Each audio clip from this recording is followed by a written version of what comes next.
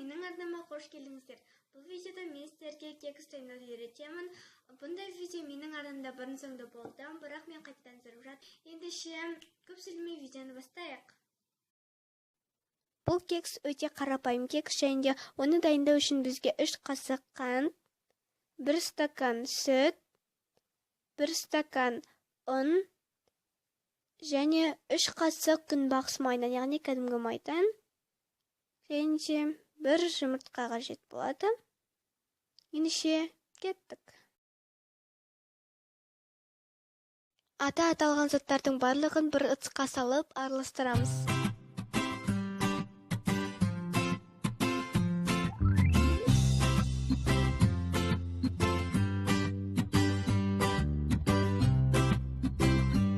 Егер сіздің қамырыңыз қатты қою болып кетіп жатса, онда оған сүт қосыңыз, ал егер қатты сұйық болып кетіп жатса, ұн қосыңыз.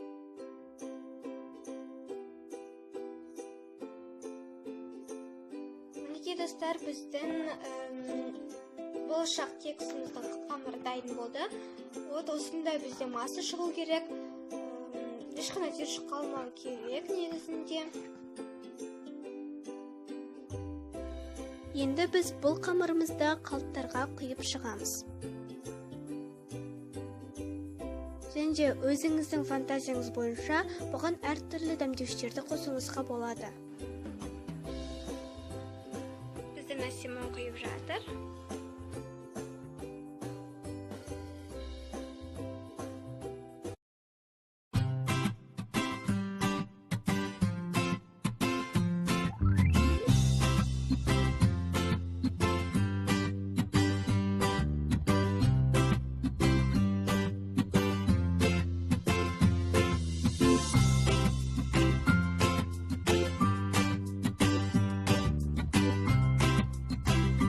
Мінекей біз барлық қалыптарға қамырларды құйып шықтық, және бізде 10 штук шықты.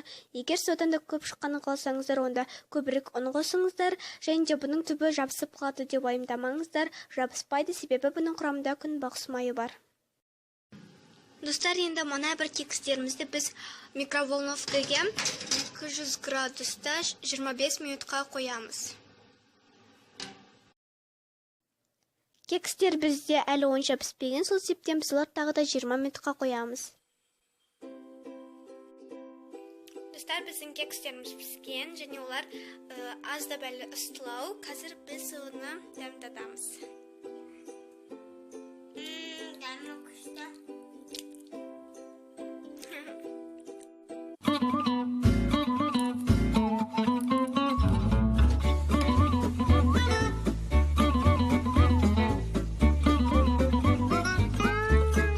Менің бұл видеом аяқталды.